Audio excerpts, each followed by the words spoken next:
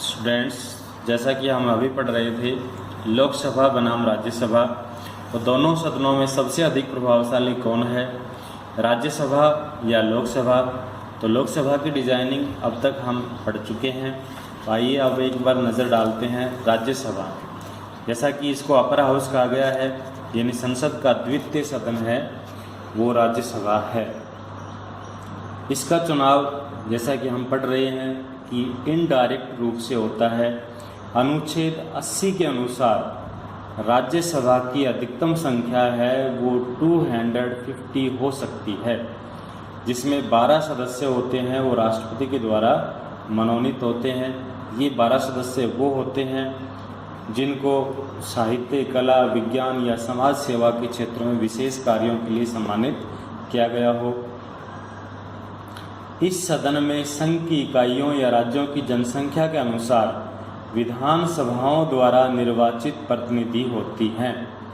इनका चुनाव आनुपातिक प्रतिनिधित्व एकल संक्रमणीय यानी सिंगल ट्रांसफर वोट के आधार पर गुप्त मतदान द्वारा होता है।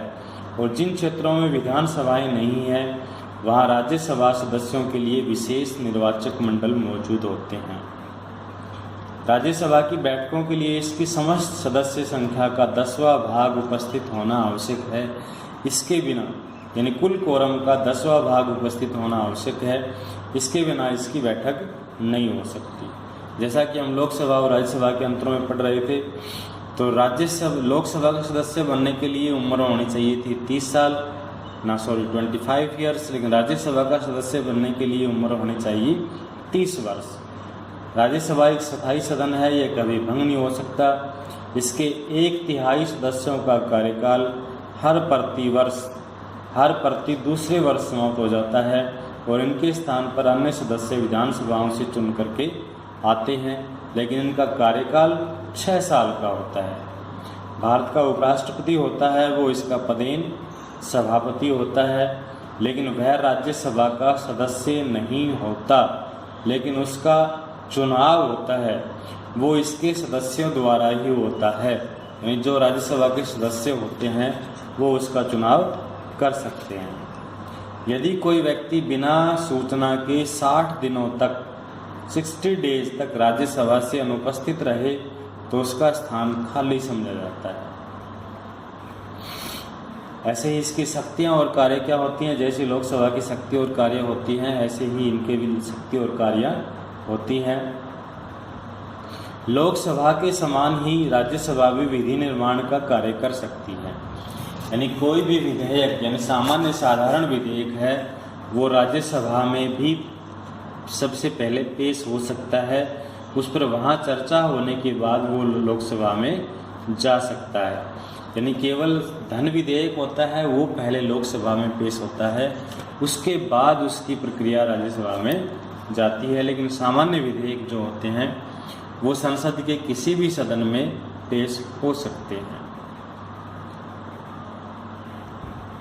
अंतर यह होता है कि दोनों में से किसी विधेयक पर अगर कोई मतभेद हो जाए तो राष्ट्रपति दोनों सदनों का संयुक्त अधिवेशन भी बुला सकता है।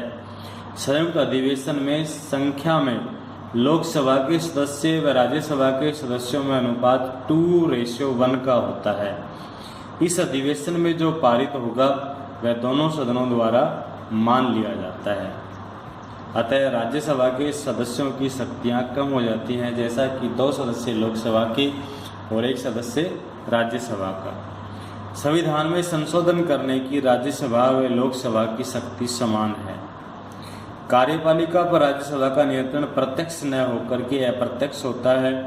वह प्रश्न पूछकर वाद विवाद द्वारा शासन की कमेटियों को यानी कमियों को प्रकट कर सकती है। राज्यसभा में सरकारी प्रस्ताव अस्वीकृत भी हो सकते हैं। मंत्रिमंडल को त्यागपत्र भी नहीं देना पड़ता। अतः राज्यसभा के वाद विवाद के बाद लोकमत के निर्णय भी पारित हो सकते हैं। वित्त विधेयक के संबंध में राज्यसभा के अधिकार सीमित हैं। राज्यसभा वित्त विधेयक को केवल 14 दिन तक रोक सकती है, लेकिन उसके बाद राज्यसभा द्वारा किए गए संशोधन लोकसभा अस्वीकृत भी कर सकती है, क्योंकि जैसा पहले ही क्लियर हो रहा है कि वित्त विधेयक है वो केवल राज्यसभा में प्रस्तुत नहीं किया जा सकता, केवल लोकसभा में प्रस्तुत होता है। तो लोकसभा के साथ मिलकर उपराष्ट्रपति का निर्वाचन करती है। राष्ट्रपति के निर्वाचन में राज्यसभा के निर्वाचित सदस्य भी भाग लेते हैं और राज्यसभा किसी अखिल भारतीय सेवा के सृजन करने का निर्णय भी ले सकती है। ये अंतर